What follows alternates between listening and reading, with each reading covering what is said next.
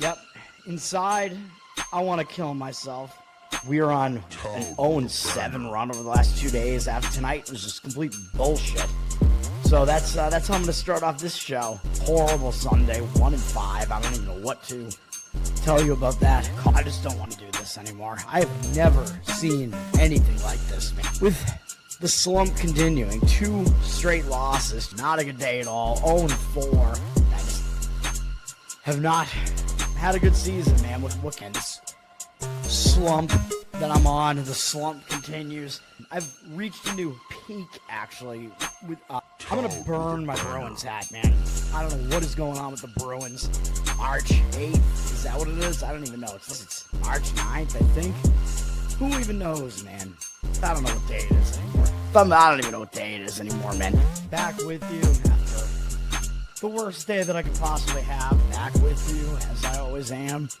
Until I die, at least.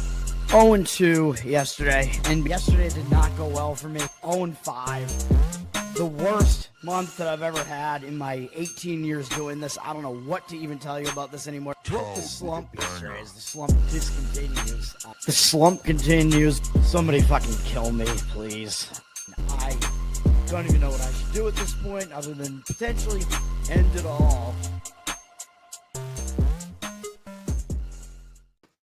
What's up, everybody? It's Toad back with you. This is Bettor Off Dead for Wednesday, July 23rd. I am unshowered, unmoisturized, not thriving, slumping, and in the breakdown lane, all right? Yesterday, 0-1-1, not good, and the loser was the one that you had to pay more money on, the Cincinnati Reds, which I'm going to tell you, man, the Reds, they out-hit the Nationals in that game 10-7, and they lost the game 6-1. You almost never see that. A team getting 10 hits and only getting 1 run out of it, and then the other team getting 6 runs off of 7 hits, and it wasn't like the walk disparity was that crazy either. Chase Burns was good in the game. He had 10 strikeouts in like 5 innings, so his stuff was there, and the game just still didn't go our way. Washington with their semi-bullpen game, I don't know how that worked out for Washington. Obviously, the Reds were putting guys on base and not scoring them, so that was great. And then Yankees, Toronto, I mean, that was one that was just teetering like right around the number, pretty much trending towards exactly the number all game, and it landed exactly on the 9, so it was a push. What can you do on that? We'll move on to today, where I'm going to do some weird things today, I guess. I'm going to have 2 full-game run line plays. Probably not a good idea, but I'm doing it anyway. I'm going to have a first 5 under and a first 5 run line as well. So I'm all over the map in baseball today, and I don't even know if it's a good idea or not, but we're going to do it anyway, man. We'll start with the WNBA, where we do have 1 game between Atlanta and Phoenix, which I have differing opinions on this, man. I went back and forth on this game, and I'm like, obviously, I'm not going to give out a play on this. Phoenix is up from 6.5 to 8 with juice. I mean, they are a lot better of a team than I thought they were at the beginning of the season. They're not bad, and they are well-rested here, as they have not played since before the All-Star break. So now the question is, it becomes rest versus rust. Like, right? Like, is Phoenix going to use that time off to rest up, or are they going to be rusty and in a bad spot here? They were on a nice roll where they'd won 3 games in a row, and then they lost their last game to Minnesota going into the All-Star break. Minnesota, best team in the league. That was a big game. But is that going to hang them over through the All-Star break, or are they going to be rusty coming out of the All-Star break? I don't know. Because even though Atlanta played yesterday, and they did play at Vegas, so they're traveling down to Phoenix, not a huge amount of travel, but I could see that going both ways for Atlanta, right? Like, they're not rested because they played yesterday, but is the fact that they have already played once out of the All-Star break going to actually help them? Like, I talk about this in, like, basketball tournaments sometimes, where you have a team that already has 1 game under their belt in the tournament. People think, oh, that team already played, they're going to be tired, but the opposite kind of happens, where that team actually, because they've played that game already, they're used to playing again, and they kind of have that momentum going on. But of course, there isn't really momentum in this case because Atlanta lost the game yesterday, but that was kind of an outlier of a game, too, where Atlanta just played a really poor game yesterday. Vegas, it seemed like Jackie Young might not play for them yesterday, but she did, and she is one of their better players, so maybe she wasn't 100%, but she had an all right game. So I don't know what I would want to do with this game, man. It looks like the money is coming in on the Phoenix side. I mean, it's already well past that key number of 7 in basketball where teams stop intentionally fouling. But that's pretty much all I have to say about that game. There's no way that I'm going to be doing anything with that game. And I do think Atlanta does have one injury, which is why the line looks like it might be a little bit higher than you'd expect. Ryan Howard, maybe that's what I'm thinking of. I don't really know who she is, but she did not play last night, and she's not playing tonight either, I guess. So that's something to keep in mind, I guess. Let's move on to baseball, which is the sport where I'm going to have all my plays here. We're going to go, we'll start with the rundown here, which I should have already brought up that graphic before I started talking about women's basketball. But does women's basketball even count? Does it even exist? I don't know, man. Baseball, we have afternoon games today because it is Wednesday, so some of these teams will be traveling and have tomorrow off, etc., which I like Thursday, man, because it's one of those days where you can focus on like a smaller baseball card. It almost feels like a break, like a day off, and sometimes my handicapping is better on those days with less to try to focus on. Cincinnati is at Washington. As I already said, Cincinnati lost for us yesterday. They've lost both games in the series so far, so Cincinnati not playing well right now, really. Although yesterday, again, I thought it was misleading, man. I mean, again, a 10-7 hit disparity, and you lose the game. And the game was 1-1 into the 5th inning, too. So, I don't know, Chase Burns maybe just losing steam a little bit, trying to go deep into these games. He almost threw 100 pitches, but I wouldn't say he was exactly that bad. Both teams, well, the Nats used a little bit more of their bullpen yesterday, I guess. The Nats have the worst of the two bullpens here. So I think you give Cincinnati the bullpen edge here. Nick Lodolo is going to be pitching for Cincinnati. 3.33 ERA, 1.08 whip. Good numbers on the season. Better on the road as well. 2.56 road ERA. Pitching well in the month of July as well in 3 starts. 19-3 strikeout walk ratio. 2.37 ERA.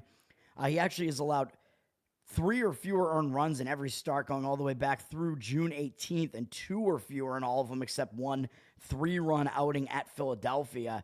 And in that entire span, that was the only game that he started that the Reds lost. They've won 5 of his last 6 starts. So he is pitching well right now. He's in good form. But his numbers against Washington are not that great. At 54 at-bats, 296 average allowed, 734 OPS isn't that high, but they have gotten hits off him. A 10-3 strikeout walk ratio. So do we trust Lodolo in this spot? I don't know, man. It's not something that I want to get involved in. He's going to be opposed by Michael Soroka, who has a bad ERA, 5.1 ERA, but a 1.15 whip. Kind of indicates that ERA is a little bit misleading. He's been similar both home and away. His strikeout walk rate really hasn't been that bad, or strikeout walk ratio, I guess, but he has been worse this month than he was in the previous month. And Washington has lost 7 starts in a row of his, which is not a good sign. This month, his ERA is 6.92, a lot of it because he got rocked in 1 start against the Red Sox. Does have a 13-6 strikeout walk ratio this month, so his walk rate has gone up a little bit. He's walked multiple guys in every outing this month. And he's gone a little bit less deep into these games, too. He's failed to make 5 innings in 2 out of the 3. So he's not in the greatest form right now. He does have good matchup numbers against the Reds for the most part. And 13 at-bats, they only have 2 hits off him. No extra base hits, but he has walked 6 of them and 3 strikeouts. So 3 strikeouts, 6 walks against them. 154 average allowed, 575 OPS. So the matchup numbers do favor Soroka, but I don't know if I love it. I mean, he's not the pitcher that's in the better form right now. I would probably prefer Lodolo out of these 2 starters, but the money is coming in towards Washington. Cincinnati's already down from -140 to -120. And again, some of it is probably because of the price, because professional bettors probably looking at this thinking, well, I don't think Cincinnati should be a favorite like this on the road here. 81% of tickets, only 67% of the cash. That changed a little bit, but 80 and now 66 are those 2 percentages now. Still, it looks like Cincinnati is a public road favorite with the money, actual money coming in and fading them. So something to keep in mind there. If I was going to do that, I would not want any part of Washington's bullpen, though. I would limit it to Washington in the first 5 innings if I was going to do that. But Cincinnati might also be a little bit extra motivated because they don't want to get embarrassingly swept by a pretty bad Washington team, man. So that's a game I'm going to stay away from. I will give out a play in the San Diego-Miami game, which I'll get back to in a minute. And hopefully my handicapping is not wrong on that game. I think my handicapping was right the other day when I still got the game wrong with that first 5 play that I gave out on Miami. Another hit disparity that went our way where the runs didn't go our way. Yesterday, I also did lean to Miami yesterday, and they did win the game yesterday. San Francisco is at Atlanta. I do have to lean to Atlanta in this game. Atlanta won the first game of the series 9-5, and then they lost badly 9-0 yesterday, which not a good sign when you give up 9 runs to a Giants team that has not been very capable offensively. But what do you expect when you have Davis Daniel pitching? Is that his name? It didn't look like it was a good setup for the Braves yesterday. So, and Landon Rout for the Giants. Anything can happen with that guy on the mound. But now I think the tide shifts back to Atlanta in this one, man. I would only look to the Atlanta side in this game if I was going to play this game. Justin Verlander is pitching for San Francisco. We know he's going to be in the Hall of Fame, but he's just not cutting it anymore, man. He's 42 years old. He has shown glimpses of, still being able to get guys out here, but it just is not working out, really. 4.99 ERA now, 1.51 whip. That's not going to cut it. Bad on the road, 5.67 road ERA. San Francisco's lost his last 6 starts. This month, he's failed to even make 4 innings in 2 of his last 3 outings here. He's allowed 12 runs in 11 2/3 innings this month. That's not a good sign, even though the 12-3 strikeout walk ratio looks good. He's given up some hard hits, man. He's given up 23 hits over that span. So he's been extremely hittable, even though his command looks okay. It's like his velocity must not be there anymore. He's not fooling guys, not throwing it past guys anymore. Not good. His career numbers are good against Atlanta. And 77 at-bats, 25-5 strikeout walk ratio, 208 average allowed, 581 OPS. So, yes, in the past, he's been able to pitch well against Atlanta, but this year, man, it happens fast with some of these old pitchers, man, where they just abruptly fall off a cliff, and maybe that's what's going on with Verlander. So I would put less weight into that track record that he has against Atlanta, and I would be leaning towards the young, talented Spencer Strider, who's pitching for the Braves here. He's obviously been the better of the 2 pitchers this season. 3.59 ERA, 1.15 whip. Really good numbers. 2.75 ERA at home, so the splits are in his favor as well. Pitching well this month, going at least 6 innings in all 3 outings. Last 4 outings, he's gone at least 6 in all 4 of those. He's allowed 3 or fewer earned runs in all of them. This month, he has a 25-7 strikeout walk ratio, so even though he is a little bit wild at times, he does strike out a ton of guys, so he has a lot of potential, man. He's able to just fool major league hitters, and he's pretty much dominated the Giants in his career so far. 50 at-bats, 17-6 strikeout walk ratio, 160 batting average allowed, 510 OPS. Giants do have the better bullpen, but they did use more of their bullpen yesterday. Atlanta is a big favorite here. They're a big favorite for a reason, man. You don't usually see Verlander as a giant underdog like this, but I think the odds makers know his time has come. Atlanta does have the better offense as well. So I would lean to Atlanta. Probably a run line play on this if you wanted to do it, even though I know they're at home. That means they're not going to get their final at bat, but that is the way that I'm leaning. The money seems to agree. 78% of tickets, 88% of the cash on the Atlanta side. That is the way that I would look to be leaning in that game. Detroit at Pittsburgh, I'm going to give out a play on that game too, so I'm going to jump ahead to Anaheim and the Mets. The Mets have won both games in the series. They've won 3 games in a row. The series has been fairly close in these 2 games. But again, the Mets are looking for a sweep here. So you do have to see, do they have a look-ahead spot? They are playing San Francisco next. And even though San Francisco not playing exactly that well recently, they still have a good record. So it is possible the Mets going to be looking ahead a little bit to San Francisco here. The Mets did use a lot of their bullpen yesterday. So even though Anaheim has a terrible bullpen, the Mets bullpen is not bad, but they are kind of used after yesterday because, again, they've had to win some close games in the series, so the bullpen usage not great for the Mets. But all that being said, it looks like Anaheim is going with a bullpen game here because Brock Burke is their listed starter, 3.38 ERA, 1.35 whip. He's been worse on the road, 3.86 ERA, but I don't think he's going to be in this game for more than about an inning, maybe a little bit over an inning at most, because he's been a relief pitcher, man. So, he's going to be an opener today, so it's going to be a bullpen game for Anaheim, and we know how bad Anaheim's bullpen is, so I don't know if that's what we want here. Anaheim Looking at their bullpen here, I mean, they are 27th in bullpen whip, and their ERA is, I believe, third worst. Is that right? With an ERA over 5. So this is a terrible bullpen. So is that really what you want to deal with for an entire game? Probably not if you're Anaheim. Probably not good. Sean Manaea is going to be pitching for the Mets. He just came back 2 starts ago, and he's been pretty good so far. 2.45 ERA, 1.09 whip. I mean, I'm not a fan of his hair, though. I mean, what the fuck is this? He's looking like fucking Eraserhead here with his hair. What is up with that, man? Manaea might want to do something about that, bro.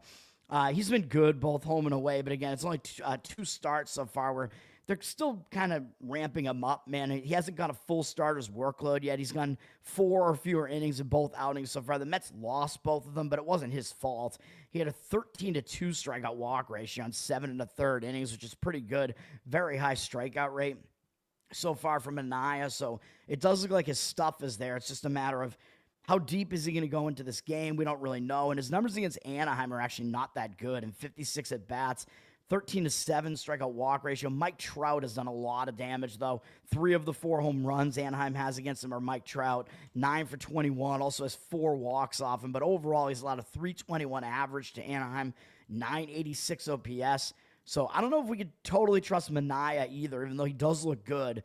He is in good form here. But if he's not going to be totally ramped up in this game, and it looks like the money's coming in against the Mets. They have 68% of tickets, 63% of the cash. They're down from minus 183 to minus 171 here on the big money line here. And if that's the case, I think I'd be looking towards an over in this game, man. I mean, I don't think the Mets are going to have difficulty putting up runs against an Anaheim bullpen game. But if you think Manaea's not going to last that long in this game, his numbers aren't good against Anaheim, and the Mets bullpen is not rested, and they're coming into this game after that, we could see some runs in this game. Total is going up, sitting at 8.5 with juice to the over.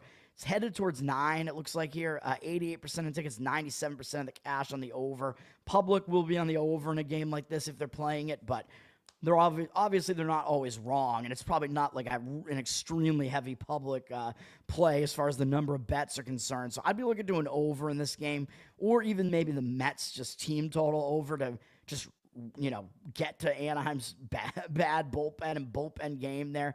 Probably the way to look in that game. Kansas City against Chicago. You know what? Let me look at this game real quickly because I was looking towards maybe a play on Kansas City in this game. Hold on. Am I going to add yet another play here? Do I have this many plays today? Let me see. I don't want to have 5 plays today, do I? But maybe I am. Maybe I'm just going to do it, man. Let me see. What does the market read look like on this? We have the Cubs. I mean, it's close. You know what? I think I'm going to stay off of it, but we do have the Cubs up from minus 143 to minus 144. 75% of tickets, 87% of the cash coming in on the Cubs. I'm leaning against the Cubs, though, as I just kind of implied. The Cubs got drilled in the first game of the series, which I kind of thought that they would lose that game, but not 12-4. But the Cubs went with a bullpen game up against the very good young pitcher Noah Cameron, so it wasn't that surprising. Cubs turned around and shut out the Royals yesterday, which was probably also kind of expected with Boyd pitching for Chicago yesterday. He was really good. Now we have the clinching game of the series here, I believe, the deciding game. Seth Lugo's on the mound for Kansas City, and he's having a good season. I know the advanced analytics guys don't like Seth Lugo, but I look at his numbers, and I'm like, he's doing this like over the course of multiple seasons, man, and I don't have a beef with any of these numbers. 2.94 ERA, 1.09 whip. He's pitching well. A little bit worse on the road, 3.49 road ERA. Again, I mean, he's looked pretty good. Kansas City's won 4 of his last 6 starts, even though Kansas City basically provides you no run support. So some of that is the fact that he's pitching well.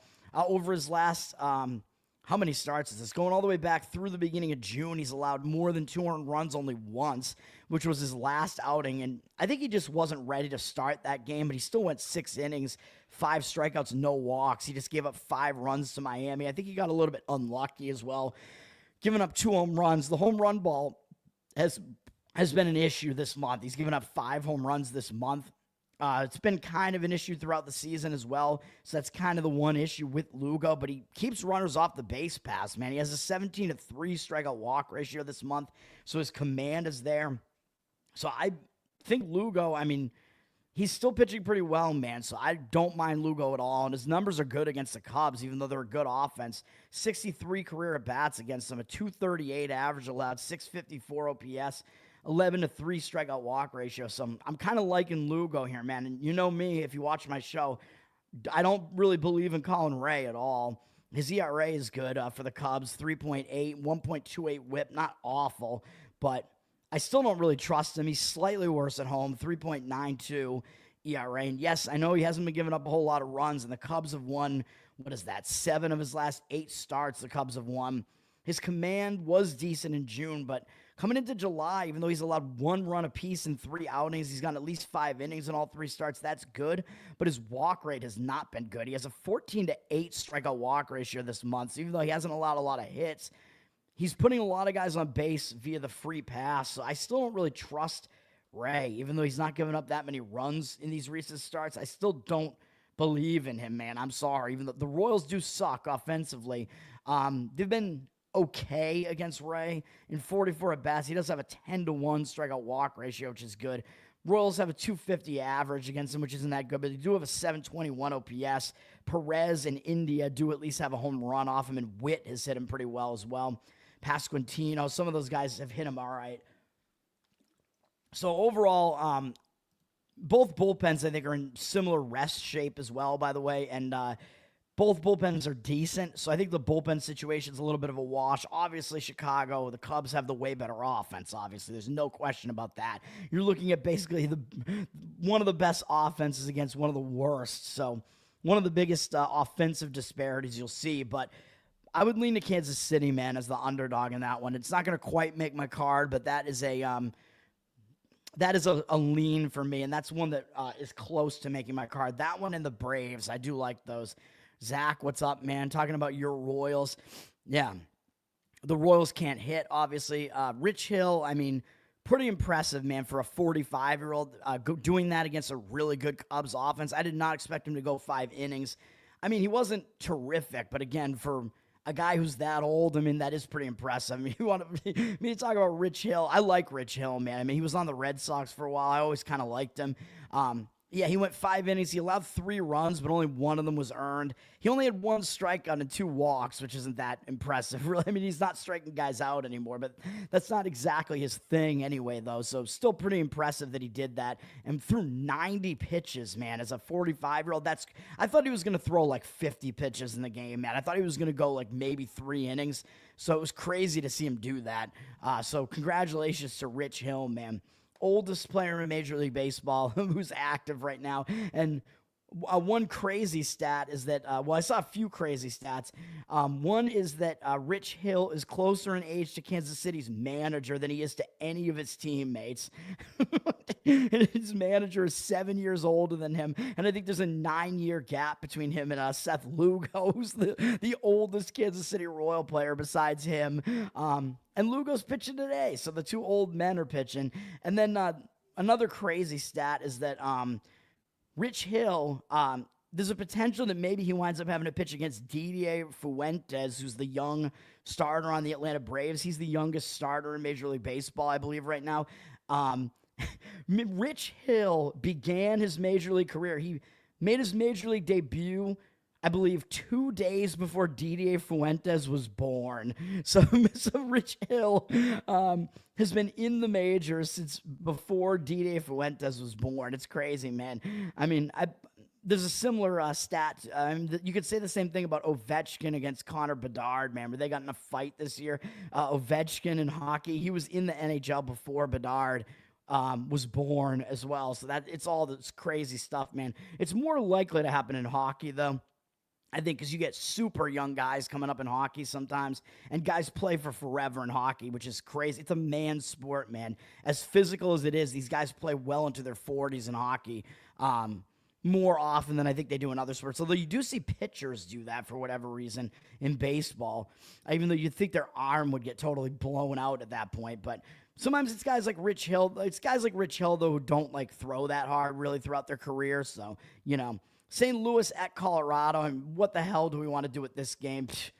I mean, probably an over in this game. I mean, it landed right on 12 yesterday. I I don't really trust either bullpen, and I don't trust either starting pitcher here, even though we don't even know who the starting pitcher is for Colorado. But I don't like Andre Pallante, who's going to be pitching for the Cardinals here. 4.71 ERA, 1.34 whip, not good. A little bit better on the road, 4.45 ERA, but he's pitching at Coors Field here, and he's been really bad over his last 2 starts, allowing 12 earned runs over a span of 10 2/3 innings, 17 hits allowed over that span, 4 strikeouts to 3 walks. That's not going to cut it, obviously. He's not getting the job done. St. Louis has lost his last 4 starts as well. Up against Colorado, he actually probably does have good numbers because they suck offensively. No, he doesn't. 25 at bats. I forget, man, because I look at this when I do the handicapping, but then I just kind of forget because I can't memorize everything that quickly. But in 25 at bats, Pallante has allowed a 280 batting average and 797 OPS. To Colorado, so that's not great either. In Colorado, again, we don't even know who their starter is going to be, so it'll be a spot start or a bullpen game, or actually maybe they announced it. Oh, no, it's Tanner Gordon. It's been announced. Tanner Gordon is going to be the starter, so I guess we can go look at him real quickly here. Assuming he's on their roster here on ESPN, Tanner Gordon, where are you, man? Nope, I think they just brought him back up. God damn it, man. Yeah, these are all the pitchers, right? Depth chart. Do we have him on the depth chart? Let me see. He might be on the depth chart, actually. Nope, apparently not. Let's find him. Man, stupid ESPN. All right, there he is. Tanner Gordon, what do we got? 4.24 ERA. Not bad by Colorado Rockies standards. 1.35 whip. He has pitched a little bit this year. 4.38 ERA at home. Hasn't been... he doesn't have a huge sample size to look at here, really. He has a 10-3 strikeout walk ratio, which isn't really that bad. Not really a strikeout guy. He's not really walking a lot of guys, though, but he does allow some hard hits. He's allowed a couple home runs, 20 hits in 17 innings, but he did face Detroit, the Yankees, and Chicago Cubs, so he's faced 3 really tough lineups so far, so I guess really not that bad. All things considering. I'm surprised that he was down in the minors. Like, why would you have this guy in the minors when he's better than basically all of your other starters? Colorado's starters are that bad, and Cardinals actually have never seen Gordon before. So I'm actually less tempted to want to play an over here with the total now flipping from 11 juice to the over to 11 juice to the under. I could potentially actually see taking a shot with Colorado on the run line here, man. I actually think Gordon, because he's unfamiliar to St. Louis, which if you have a young pitcher who's decent, they can tend to fool those opposing hitters a little bit. St. Louis is down from -190 to -177. I really don't think, with Pallante on the mound, St. Louis, I don't think they should really be that heavy a favorite on the road against anybody, even a historically bad Rockies team. 82% of tickets, only 67% of the cash, so the public is on St. Louis, and the money looks like it's fading that sentiment. So I actually am thinking now maybe the better way to look at that is Colorado on the run line and just take them to come within 1 run in that game. They certainly would have the ability to do that. Houston at Arizona. This is the Let's Go Brandon matchup, the battle of the Brandons. Arizona has lost both games in the series so far. I went against the market read yesterday in that one. I didn't give it out as a play, but I said that I leaned to Houston in that game yesterday and wound up being correct. Houston continues to win with Framber Valdez on the mound. Houston has the better bullpen. Both bullpens saw a little bit of usage yesterday, but Arizona's bullpen is horrific. So Houston does have the better bullpen. And Houston, I think, has the better Brandon of the two as well. Brandon Walter actually has been quite impressive this year. 3.66 ERA, 0.96 whip. He's been worse on the road, though. 4.82 road ERA, and he is pitching against a good lineup in a hitter-friendly ballpark. So all things to keep in mind. Houston has actually lost his last 3 starts, all of his starts this month, even though he's been pretty good in 2 of them. His last 2 starts, he allowed 2 and 1 earned run against Cleveland and Seattle and had 14 strikeouts and 1 walk, 17-1 strikeout walk ratio this month, 25-1 last month. So he's a guy that has just an absurd strikeout walk ratio, 47-3 on the season, man. His only problem has been he allows way too many home runs. That's his problem. He's allowed a home run in every start going all the way back to the start of June, which he's got to keep the ball in the park, man. That's the one issue with him because the rest of his numbers are actually really, really good. And Arizona's never seen him before, but this is a home run conducive park, so he is probably going to allow a home run in this game. But will he be able to keep Arizona's offense down otherwise? Maybe, because again, he is a good pitcher with the ability to fool major league hitters with really good command. So I think he does have the ability to do that. And a lineup that hasn't seen him before might be at a disadvantage again. So I don't mind Walter here. Brandon Pfaadt, I mean, he's the guy that's less of a mystery, obviously. But he's still kind of a mystery in that he's pitched. He's just really underperformed this year based on what he's done otherwise in his career. He has a 4.82 ERA this year. His whip is getting a little bit better, 1.26. His numbers are getting better. He's been better at home, 3.71 ERA at home. And he has been good recently. This month, he has an 18-2 strikeout walk ratio, 2.57 ERA. He's gone at least 6 innings in all 3 starts. Last 2 starts, he didn't walk anybody. And he only allowed 8 hits in the last 15 innings, only allowed 2 runs over that span with 10 strikeouts and no walks. So he's been pretty good recently, but small sample size. Houston has actually destroyed him in 12 at-bats. He's allowed a 583 batting average to them and a 1,393 OPS, 2-2 strikeout walk ratio. So Houston's not that familiar with him, but when they have seen him, they've lit him up. So, I mean, does that mean I'm slightly leaning to Houston to am I slightly leaning to Houston here to win, to sweep Arizona? Sorry, I'm distracted. I'm looking at the market read here. You know what I'm going to do? I'm not going to give out either run line play, man. I'm going to limit myself to 2 plays today. I'm going to be more selective here, so I will talk about those 2 games as well. I apologize for that. I'm looking at the market reads now, and I'm like, yeah, I don't think I want to do it. And sometimes I'm waiting for like a market read on some of these to figure out like what do I actually want to do in some of these games here. So I am going to still go with the other 2 plays, though, I think, today. I think they do make sense. Although when we get to them, I will let you know. Hopefully I don't wind up with just 1 play today. I mean, that would be really, really crazy. Okay. So let's, yeah, I think it's still going to be the 2. So what am I, oh yeah, market read here on this Brandon game. The market is saying Arizona. They're up from -115 to -119. 54% of tickets, 71% of the cash coming in on Arizona. So the money seems to like Arizona in this case. Think they're going to come out with fire, avoid the sweep. I'm not so sure, man. I mean, Houston's offense isn't that much worse than Arizona's. Houston does have the better bullpen, and I think they have the better of the 2 Brandons here. So I would slightly disagree with that. Again, yesterday the market read was on Arizona too, and I didn't really agree with it. So I'm still going to kind of disagree with that in this game. And yeah, I mean, that's just the way that I look at it. All right, let's skip back to those games I was going to give out a play. San Diego, Miami, I was going to give out the San Diego run line, but the total is really low in this one, and now I'm just going to kind of avoid it unless I want to give it a money line play, but I don't think I want to do that either. So I lean to San Diego in this game, but I think I don't quite want to do it because, again, San Diego is a public side. You do have to lay a price on the road, but I think I like San Diego in this game. I mean, first of all, they have the better bullpen over Miami. I mean, San Diego is a significantly better bullpen than Miami. That is one of their big advantages. Offensively, I think these 2 teams are actually fairly close because San Diego's offense has really kind of fallen off, and Miami's isn't that bad.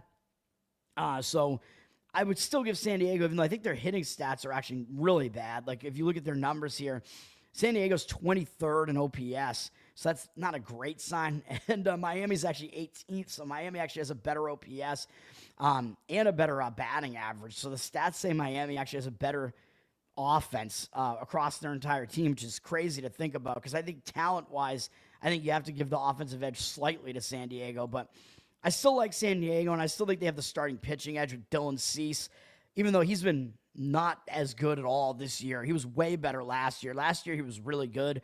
This year, not so much. 4.64 ERA, 1.3 whip, and he's been pretty bad on the road, 5.68 road ERA. So he's really struggled away from San Diego, but he does still have his strikeout stuff, man. And this month, even though he has a bad 5.19 ERA, a 22-3 strikeout walk ratio is pretty impressive, man. The problem has really been the home runs. He's allowed 5 home runs this month, and without that, he wouldn't have allowed as many runs, obviously. So that's been the issue. His command has been there. His strikeout rate's been high. Last time out, he didn't give up any runs, although he was inefficient with his pitches, and he only went 5 1/3, but shut out Washington with 10 strikeouts, no walks, 4 hits allowed, and 5 1/3. So not bad. So I don't think he's in the worst form, really, and he does have good numbers against Miami.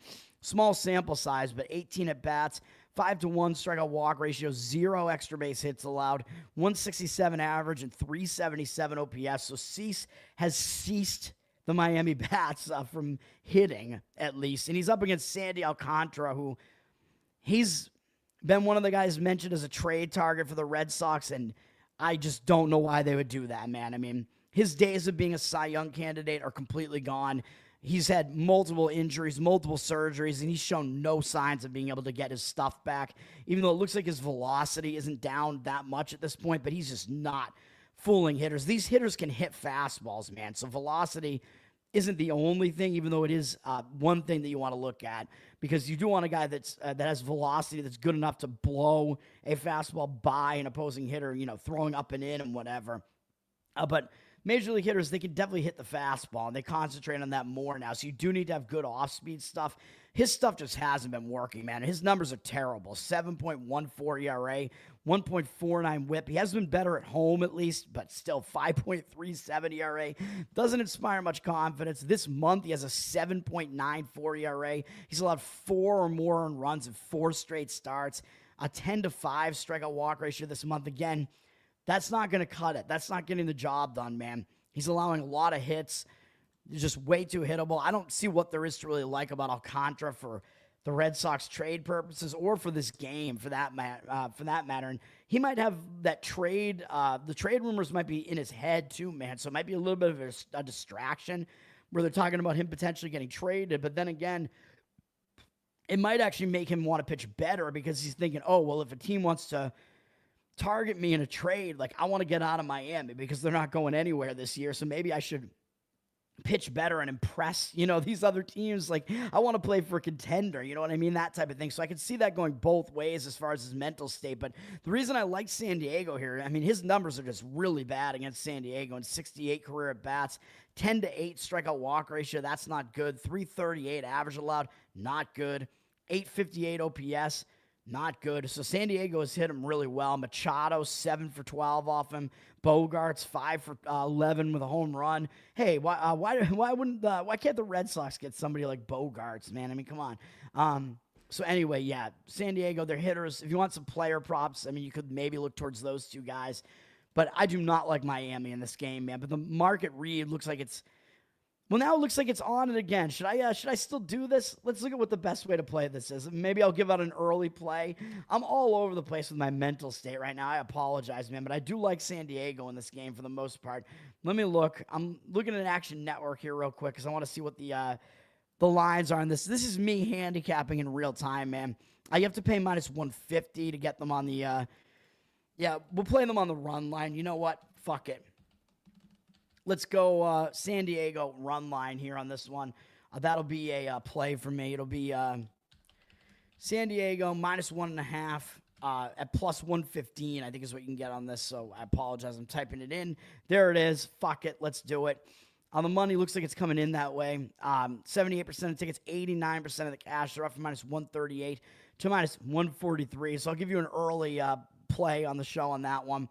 And then the other play that I wanted is I'm going to stay away from the other one just because the market read, but I like Detroit against Pittsburgh for once. I know I liked Pittsburgh in the other two games. I gave out Pittsburgh in the Skeens game in the first game of the series, and then Mitch Keller pitched well for them yesterday too, so I should have given out another play on Pittsburgh yesterday because Pittsburgh, I was right about both those games. Pittsburgh is now on the verge of sweeping Detroit, but I think this might finally be a situation where Detroit comes out and they actually are able to win and avoid the sweep here, man. Even though I know Pittsburgh is at least a little bit better at home.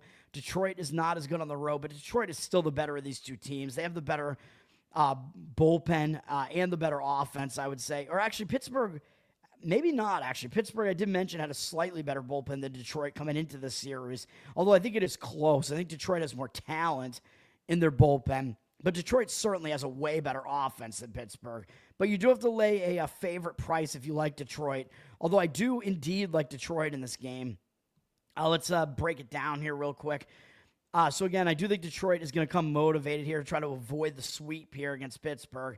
Troy Melton is pitching for Detroit here, man. And he is going to be making his major league debut. And I looked at his minor league stats.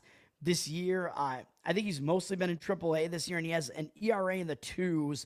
I believe he has a whip that's, I believe it's lower than 1, I want to say, or it's somewhere in the low 1s. And he has like 80-something strikeouts and 60-something innings pitched, so he has been racking up a lot of strikeouts. So he's a decent prospect, man. I think he is ready to perform at the major league level, man. You know what I always say about these prospects that are pretty good? They tend to have a little bit of an edge when they're facing offenses that haven't seen him before, and he gets to face a pretty weak Pittsburgh offense. So I think that is a good sign. He's facing Pittsburgh here, so I kind of like that. So that's why I like Detroit here, man, for those reasons, even though I think maybe you're paying too much, because I thought with an unknown guy like Melton on the mound, I thought maybe you'd get a cheaper price on Detroit, although in this game we're actually getting the most expensive price that we've seen in the series on Detroit. I think Pittsburgh was a favorite in the other 2 games, and now they're an underdog, which is probably why the money seems to be disagreeing with Detroit. 74% of tickets, only 62% of the cash. So, of course, Detroit's going to be public. The public's going to look at this and be like, well, there's no way Detroit's getting swept, although I'm saying that in this game as well, because I happen to like the starting pitching matchup for Detroit here. So, I mean, you could go first 5 innings on this if you wanted to, but I would probably still go full game on Detroit to avoid the sweep if I was going to do it. Although I will stay off of it just because the market read looks like it's not quite there. But, yeah, I mean, I like Detroit. I'm just checking the market read, making sure my San Diego thing is still looking all right here. But, yeah, as far as Detroit is concerned, yeah, I mean, I still like them. Melton, he doesn't have a huge, pitching arsenal, though, so he does throw really hard. He throws mid to upper 90s for the most part. He can reach 100 on the gun, so he's a hard thrower. Although, again, major league hitters can hit those fastballs. He does have a slider and then a curveball, I guess, but I guess those are still kind of pitches that he needs to work on a little bit, but it does look like they're working in the minors, man, because he's been fooling guys pretty well at the minor league level. So I do think he's ready. I do expect him to be good here. Maybe we would use a wait-and-see approach with him. Bailey Falter is pitching for Pittsburgh. He's not their worst starter. 4 ERA, 1.22 whip. He's not great, but he's not terrible. He's decent at home, 3.65 home ERA. Pittsburgh has lost his last 3 outings, though, and not a good sign when 2 of them were against Kansas City and the White Sox. He gave up 7 runs in 8 2/3 innings across those 2 starts, 4 home runs allowed, 12 hits allowed in those 2 starts, and those are bad offenses. And he only had a 5-3 strikeout walk ratio in those 2 starts, and also 12 hits. And he didn't do well against Seattle the start before that, really, either, allowing 3 home runs in that Seattle park. That's not good either. So Falter has been faltering this month. I mean, he's not in good form right now, so he's not really a guy that I'd want anything to do with. And Detroit has raked against him in 23 at-bats. It is a small sample size, so they have 3 home runs off him, although 2 of them are Baez. 348 batting average against him and 1,245 OPS. So those are the reasons why I actually do like Detroit in this game, man, for a bunch of reasons. But, I mean, I think they have a big starting pitching edge in this game because of that, although you're going to have to worry about what is Melton going to do in this one. So if you do like Detroit, you can actually get him in a decent money line price at -134, although, again, like I said, maybe that's a little bit too expensive. You can knock the price down a little bit if you want to go run line and pay +126 or +125, whatever. And you could split half the bet run line, half the bet money line. But you know me, I like to play on some of these guys that are good prospects in their major league debuts. So I definitely lean to Detroit in this one. But the market read, at least on a pregame here, is completely against it. And the money is, I mean, it's dropped big time, down from -135 to -123. So I guess I will stay away from that one. David, what's up, man? Thanks for hanging out. Okay, yeah, so I'll stay off of that one, but I do lean to Detroit in that game and against the market read there. All right, now going back to where I was, Milwaukee and Seattle, I'm going to skip because I am giving out a play on that game. Minnesota and the Dodgers. Oh, my God. Dodgers lost 10-7 yesterday, man. Crazy. I mean, I kind of thought it might be a high-scoring game because I think both of these bullpens are pretty bad, man. And both bullpens saw a lot of usage yesterday, too. So if you're looking at today's game, I think you want to either fade the bullpens or not factor them into your handicap. Like go with some first 5-inning play or something. If you're going with the full game over, if you're going with an over, I would go full game, obviously, because I don't trust either of these bullpens. And I don't trust Chris Paddock either, who's going to be pitching for the Twins. 5.14 ERA, 1.31 WHIP. He had a good start to the season, but I think that it was pretty much fraudulent. I mean, he hasn't been good. He hasn't been good on the road. 5.81 road ERA. He's been giving up a lot of runs. He's given up 11 runs in the last 2 starts over his last 10 innings. Granted, it was against the Cubs and then at Coors Field, but still, 3 home runs allowed over that span. 7-3 strikeout walk ratio is not very impressive either. He's been getting lit up in a lot of starts. Minnesota has been really poor behind him as well. They've lost 9 of his last 11 starts. So, again, part of it is because they can't hit, so he's not getting run support. But part of it is him, that he's not pitching that well either. And he is not going that deep into these games anymore. He's gone 5 or fewer innings in every start, going all the way back to mid-June. So, not a good sign for Paddock. Numbers against the Dodgers, mediocre. 53 at-bats, 264 average, allowed 765 OPS, 7-2 strikeout walk ratio. Some not great. I mean, the Dodgers certainly do have the ability to hit him. Obviously, the Dodgers have the better starter on the mound with Tyler Glasnow, 3.10 ERA, 1.14 WHIP. He's coming back from injury. He's been pitching well, man, since he's come back. 2.5 ERA at home this year. His last 2 starts since he came back from injury were both against Milwaukee. And yes, the Dodgers lost both those games, but certainly wasn't his fault because he went 11 innings, and against that pretty good offense, he held them to 6 hits, 1 earned run, had 11 strikeouts, 4 walks, a little bit high, but 3 of them were in that first start where maybe he was kind of trying to get back into the rhythm of things. So I think Glasnow is going to be good here. He's facing a much weaker Minnesota lineup, and he has absolutely dominated them in his history. In 51 at-bats, he's only given up 7 hits to them. 1 extra base hit as a home run to Royce Lewis, but other than that, he's completely shut them down. 26-1 strikeout walk ratio against them, 137 average and ridiculously low, 350 OPS. Glasnow, I mean, he's still the real deal, and he should have the upper hand in this pitching matchup here, but you're having to lay a huge price with the Dodgers, and the money is coming in against them again, which I don't really understand that. Dodgers down from minus 235 to minus 203, 85% of tickets, only 70% of the cash. So the money coming in against the Dodgers, the way that I would probably look at this game is I would probably go Minnesota first 5 under their team total. I would probably get that granular with it and go with what the best matchup looks like it is, which is Glasnow to completely dominate the Minnesota offense. Looks like it's the right approach there. So that's probably the way that I would go. I could see also going with like a Dodgers run line in the first 5 innings, but it might be a little bit of an expensive price tag on that. So that's kind of the way I look at that. Baltimore at Cleveland. Obviously, first of all, I don't really trust either of these bullpens. I mean, Baltimore's is bad. Both bullpens have seen some usage here. Cleveland has actually won 3 in a row, and they've actually won 6 of their last 7 games. They've actually won 10 of their last 12. So Cleveland is surprisingly hot right now, and they're actually in second place in their division at 500, which I think is misleading. Cleveland's offense is still really bad, even though they have been hitting a little bit better recently. It is possible that Baltimore shows up for this game. Well, actually, they play again tomorrow, so I was thinking this was the end of the series, but it is not. So Baltimore's still trying to get a win in this series to avoid the sweep, though. Zach Eflin is coming back off the injured list to pitch for Baltimore here, but he's struggled this year. 5.95 ERA, 1.44 WHIP is not very good. Bad on the road, 6.25 road ERA, so I'm not really about to trust Eflin. Going into his injury, he'd allowed 4 or more earned runs in 3 straight outings, and 2 of them, he didn't even go past 3 innings in 2 of them. One of them, I think, is where he got hurt in the Tampa Bay game, and maybe the injury was kind of factoring into how badly he was pitching, but he's a guy that puts up like pretty good strikeout walk numbers. He does not walk a lot of guys, but he gives up a lot of hard hits. He's given up well over 1 hit per inning, giving up a lot of home runs, so that's Eflin. He gives up a lot of hard contact, man. That's Eflin terrible. Up against Cleveland here.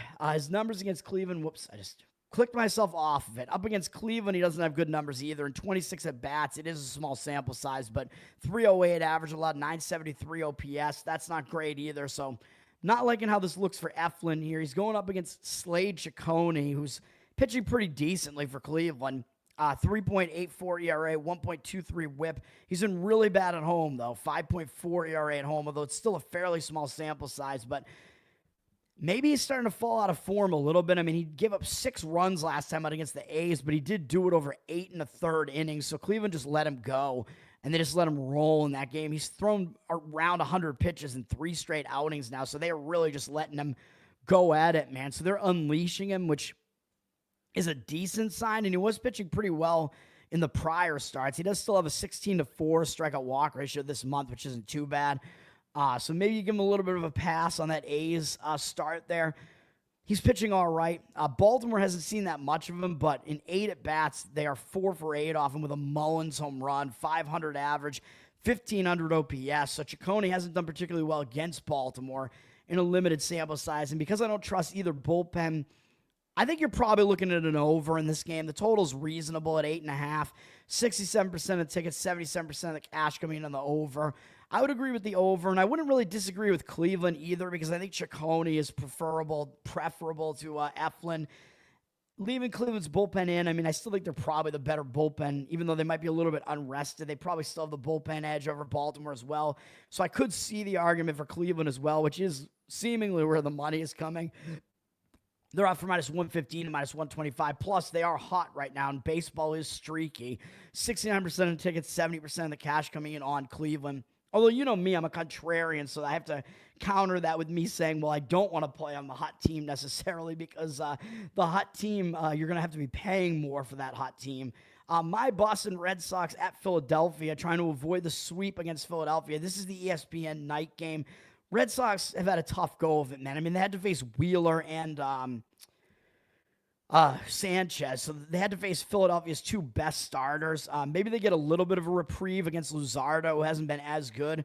We'll see what the Red Sox can do in this one, man. Giolito is going to be pitching for the Red Sox. Philadelphia got a complete game from Sanchez last night. Sanchez was excellent last night.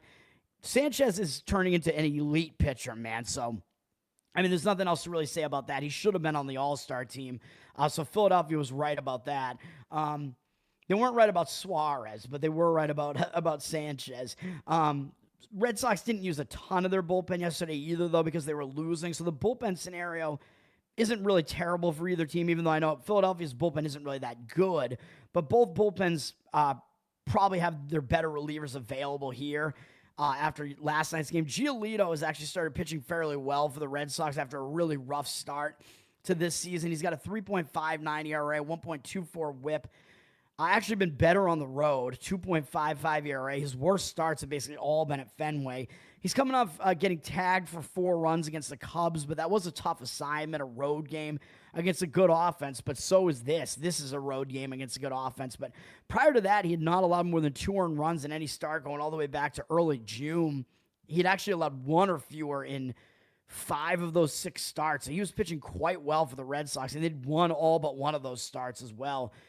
So, and that was the one where, actually, no, they won all of them, right? They won all of them except for the one where he gave up 2 earned runs against San Francisco, which I skipped over that. My apologies. But yeah, Giolito was pitching well up until that last start. He does have, well, he has interesting numbers against Philadelphia, let's say. At 108 at-bats, he's held him to a 204 average, which is really low, but when they have hit him, they've hit him hard. They have 8 home runs off him, a 26-13 strikeout walk ratio, and a pretty high 789 OPS. So you usually don't see an average that low allowed by a pitcher with an OPS that high, allowed by a pitcher in that same sample of hitters. I mean, that's kind of a crazy disparity. So it's like he doesn't allow that many hits, but the hits that he does allow and the walks all add up to him allowing a lot of bases to the Phillies, which isn't great.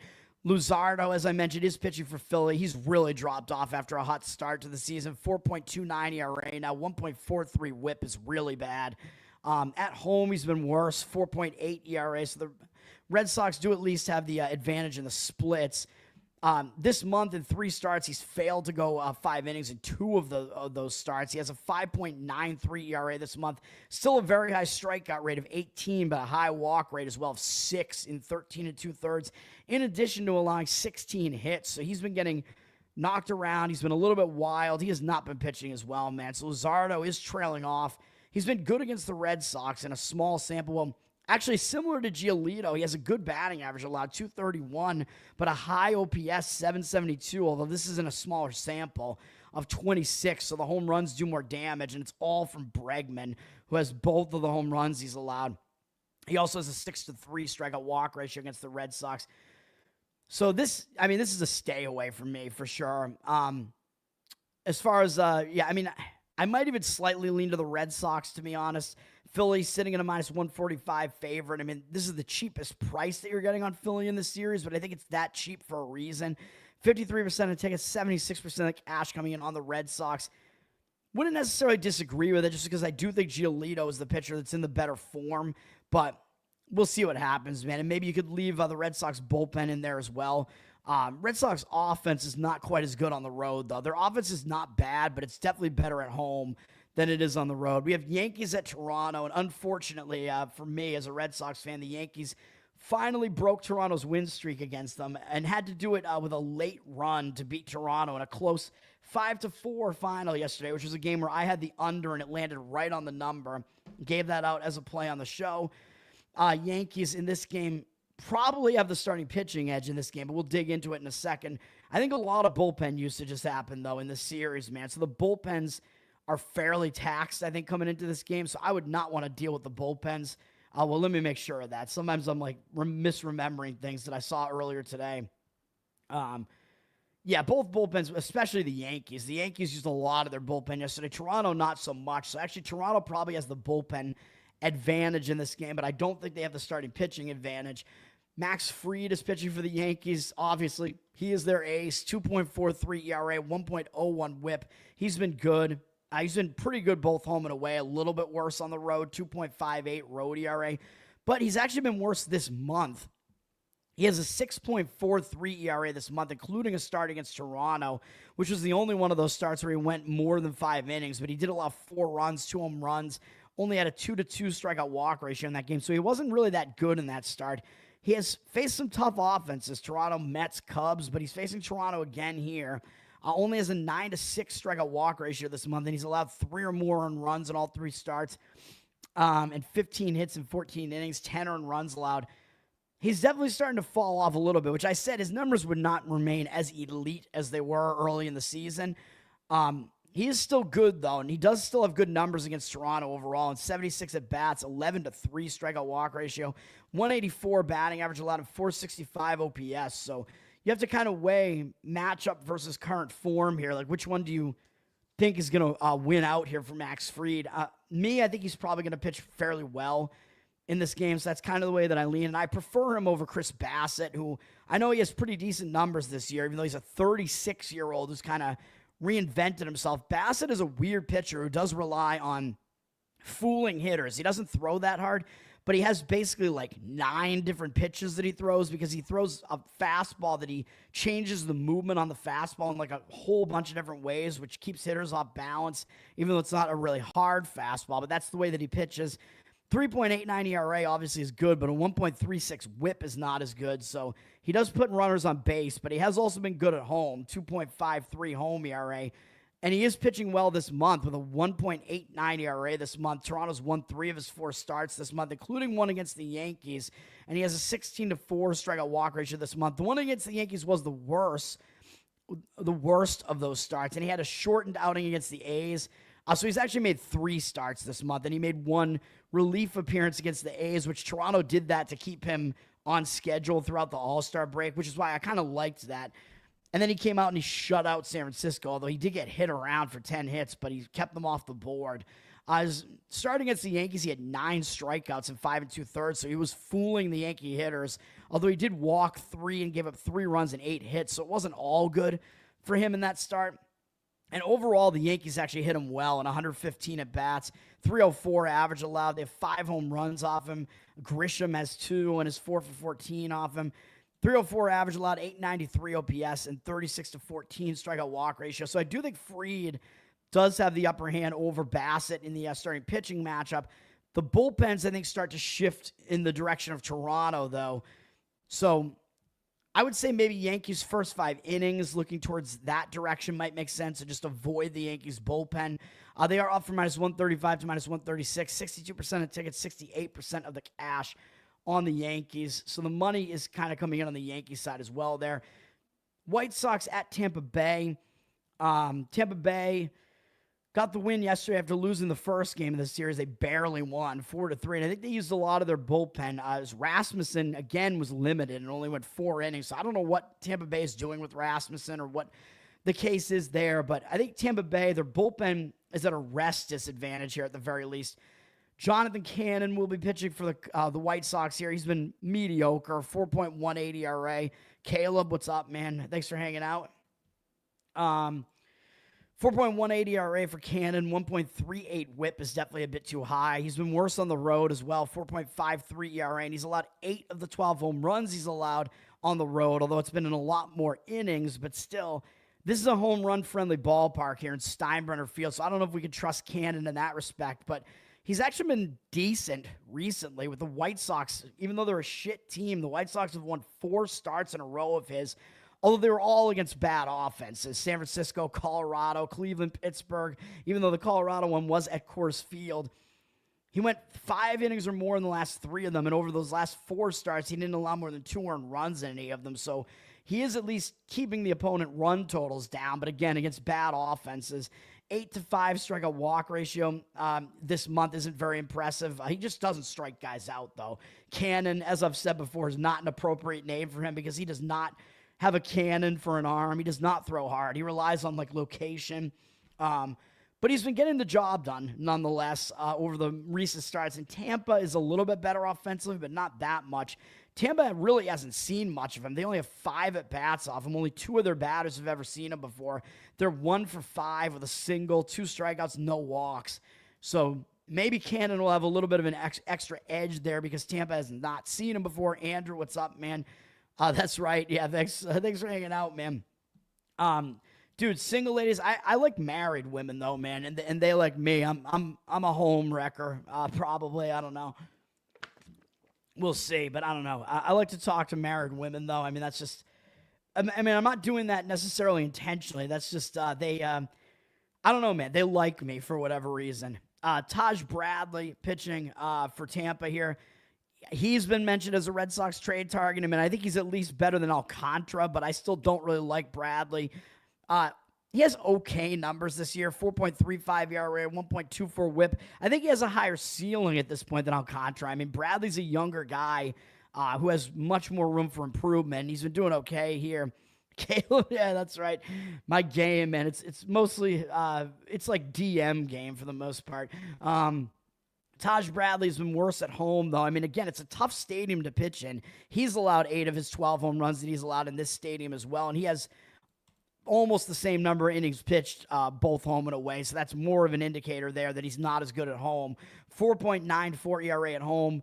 He is pitching a little bit better this month, though. I mean, he has a 16-5 strikeout walk ratio, only 11 hits allowed in 17 2/3 innings.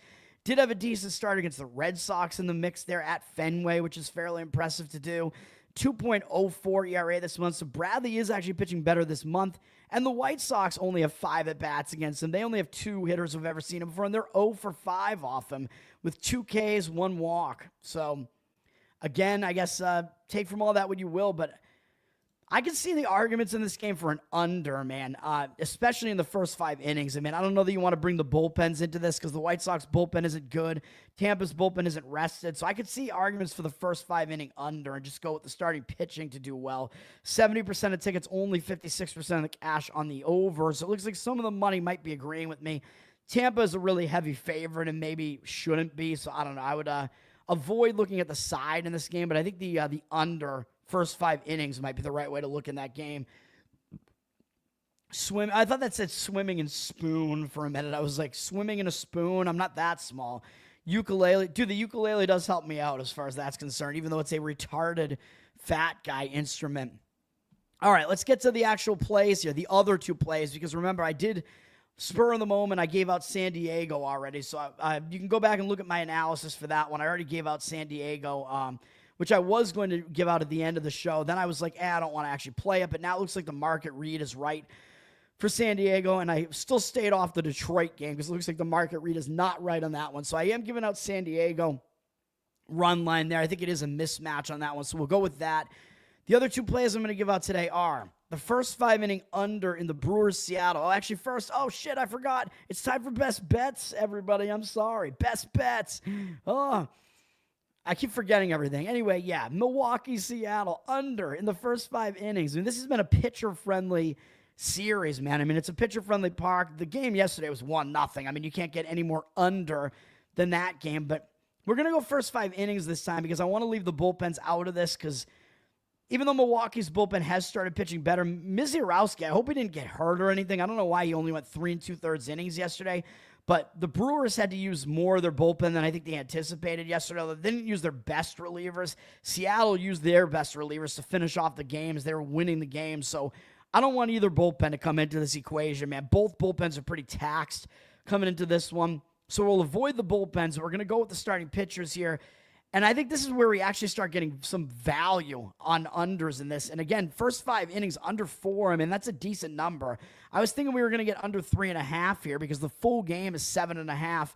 And I do still agree with under in the full game. But again, I think it's a little bit more dangerous to include these overworked bullpens into the equation. But the money seems to be coming in on the under as the total initially flipped from 7.5 juice to the over to 7.5 juice to the under. But we do see 52% of tickets, 72% of the cash coming in on the over. Although I'm going to say, because that's full game, I'm not as concerned by that, man. I think the first 5 innings under is going to be where we want to look here. We have Quinn Priester pitching for Milwaukee, and he is suddenly starting to pitch really well. 3.33 ERA, 1.2 whip on the season. A little bit worse on the road, but still only 3.6 ERA. That's good. He's been really good recently, man. Milwaukee has won, what is this now? 9 starts in a row for Priester. The Red Sox should have kept him, man. All of a sudden, he's pitching really, really well. He's given up more than 2 earned runs only twice over that span, which is even more insane. And he's done it against some good offenses mixed in there. Last time out, he shut out the Dodgers for 6 innings, struck out 10, and gave up 3 hits. So I think he's becoming the real deal, man. Is he going to be in a little bit of a letdown spot? Maybe, but I think you're still going to be focused on Seattle here, man. So I think he is still going to pitch well. He has a 19-4 strikeout walk ratio this month. That's also good. 3.24 ERA.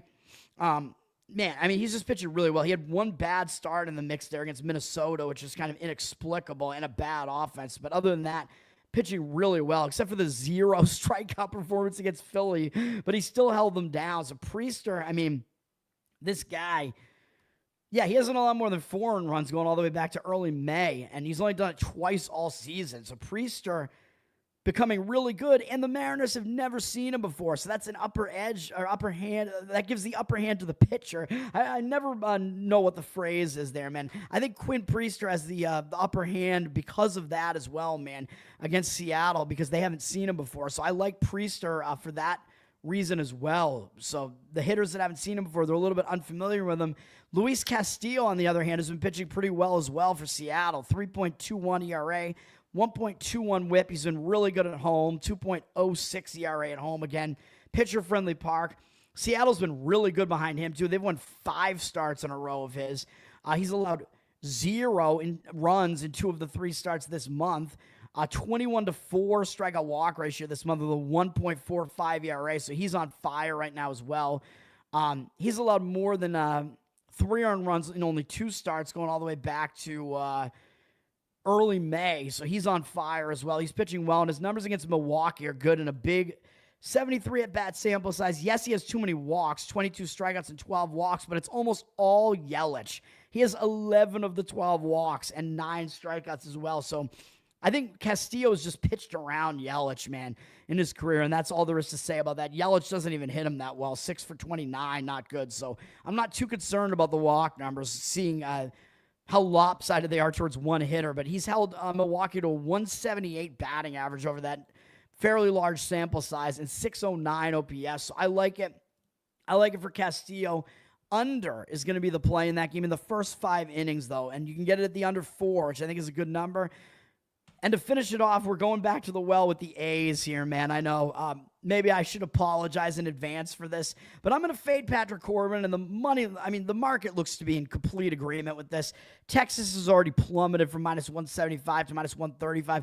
I don't know when they were ever actually -175. Maybe pregame has this wrong, because I don't see how Texas could ever be that heavy of a favorite. Maybe there was a pitching change. I don't know. But they're at minus 135 now. You can get the A's at a decent underdog price. 65% of the tickets on Texas. 59% of the cash coming in on the A's zone. Of course, you do have to worry a little bit if you're going full game here. You could go first 5 innings on the A's if you want to. The A's have a terrible bullpen. I mean, there's no doubt about that. But at least we're getting them on the road against a really weak Texas offense. So I think that kind of balances out a little bit, even though I know I said that in the first game. It didn't work out. But I also like the full game a little bit better here because the A's are trying to avoid a sweep, I'm pretty sure, right, against Texas. Texas has won both games so far. Texas, I believe, used some of their better relievers yesterday, too. So, yeah, I mean, that could even out the bullpen scenario a little bit. But the A's definitely have the better bullpen. Texas, who do they have up next? I didn't even actually look. Texas, oh, no, I did. Texas has Atlanta after they have a break next. So, I don't know if they're really going to be looking ahead to the Braves, although the Braves are certainly a big-name team. And after you've beaten the A's twice, you might not pay as much attention to the A's. And you know me, I like to fade Patrick Corbin, so I'm going to trust J.P. Sears more for the A's here, man. His numbers aren't great. 5.13 ERA, 1.28 whip is a little bit more easy to stomach, and he's been a little bit better on the road than he has been at home. At home, he's allowed 13 of the 21 home runs he's allowed, which is way too many home runs to have allowed, but in fewer innings pitched at home, he's allowed way more home runs. So the home run ball in that Sacramento stadium has been a huge problem for him. So it's better to play Sears on the road. He has a 4.78 ERA on the road. So that's going to be a little bit more helpful. He is coming off a bad start against Cleveland. There's no way around that. He gave up 6 earned runs in 4 innings. Only allowed 6 hits, so it's a little bit inexplicable. I mean, he did get a little bit unlucky. Gave up 2 home runs in that one. But overall this month, he has a 17-4 strikeout walk ratio, which isn't that bad. So I'm not going to put that much stock into that. The prior 4 starts, he'd allowed 3 or fewer earned runs in the prior 4. So he was actually pitching well. And Cleveland, maybe part of the reason they hit him well is because they had just seen him. So Cleveland was very recently familiar with him, whereas Texas hasn't seen him since April. And he did pitch well twice against Texas, including in that bad home stadium of the A's. He went 10 2/3 innings against them, only allowing 3 runs, 12 strikeouts, 1 walk. So he did pitch well against this pretty bad Texas offense. And overall in his career, he's been good against them. They're familiar with him, 139 at bats, but 32-10 strikeout walk ratio, 237 average allowed, 655 OPS. So Sears has done well against Texas in his career, and he's going up against Corbin, who, again, I just don't trust him, man. His numbers are starting to fade a little bit. He actually has a worse whip than Sears at 1.29, even though his ERA is better at 3.91. I think his ERA might be a little bit misleading. Yes, he's been better at home, 3.3 ERA, so he is pitching better in the stadium, but it's more of a pitcher-friendly stadium, man, so both pitchers are going to have that advantage in this game. Texas has won his last 3 starts. I get that. He faced the A's earlier in the season as well in 2 of those games, and he didn't do particularly well. Went only 9 2/3, allowed 14 hits over that span. He only allowed 4 runs, but he did allow 3 walks compared to 9 strikeouts, so he wasn't as good as Sears in those games. This month, he has been good, yes, 2.16 ERA. He's allowed 2 or fewer earned runs in 3 straight starts, 15-5 strikeout walk ratio, so he is in decent recent form, but I don't trust him. I don't trust his numbers against the A's either. In 64 at-bats, 312 average allowed. 3 different A's have homered off him. 878 OPS, 13-5 strikeout walk ratio. So I'm going to trust the A's here. The market read seems to be signaling on the A's. That's where we're going to go. But I'm doing it in the first 5 innings. You can get a better price on them in the full game. Oh, actually, I'm sorry. First 5 innings. I was saying full game. If you want to go full game, you could do that, but I'm actually going first 5 innings. I'm going to limit it to the starting pitchers and avoid the A's bullpen here, just because I think the A's bullpen is a little bit too bad. But if you want to go full game to avoid the sweep, I think you can do that too. I was just making the argument for the full game, but I'm sorry. I'm giving it out first 5 innings, but I also agree full game. Anyway, that's going to do it for Bettor Off Dead here. Thanks for hanging out, everybody. Learn to Toad on Twitter, of course. My bets today, once again, under in the first 5 innings in Milwaukee, Seattle. First 5 innings run line on the A's. And I gave out a play last minute, San Diego Padres run line. And at least San Diego gets the 9th inning to bat in that game. So that's going to do it. Learn to Toad on Twitter. I am Learn to Toad on Instagram as well, where I'm posting short Bettor Off Dead-esque videos there. Bettor Off Dead, of course. Find me on YouTube. Like, subscribe, comment. Thanks for hanging out, man. I mean, interact. You can find me on the audio platforms, which are monetized. I'm getting almost no traction on the audio. I think maybe people just can't find me over there or something. So you can help by listening and reviewing over there as well. NDS, good to see you, man. I don't know if that's Raven or Top, but yes, have a good one. So, and then find Covered in Uke as well on YouTube. I've got my Uke stuff going on. I'm double posting everything now. I just did an Aussie tribute yesterday with Crazy Train. The most obvious choice, but I had to do it, man. And subscribe to the Patreon, patreon.com/learntotoad. At the higher levels, you get extra Uke content. So you get a Spotify Uke feed, which I'll have to talk to people that are on that level and make sure that they are getting that. It's all the same stuff that I post, but you get to listen to it. If you want to listen to it in your car, not deal with video, you get it in a Spotify podcast feed at least. And at the top level, you will get requests as well, ukulele requests that I will try to fulfill. Maybe I'll add like a Telegram or something as well. You can get into the Toad Telegram. Maybe I'll add some extra stuff there, something like that. That's probably easy enough to do. Nate, what's up, man? You want me to do walking bets with my man boobs bouncing? Maybe, I don't know. I'm trying to get rid of the man boobs, though. I've lost like 13 pounds this month. Not this month. That would be crazy. This year, I should say. So we'll see, man. The most I've lost in a month was probably close to 10 pounds, though, when I had a lot of weight to lose. I lost a lot of weight in 2017, man. Have not gained that much of it back. So there is that. More Toad talks there. Have a good one, everybody. Let's win today, and peace.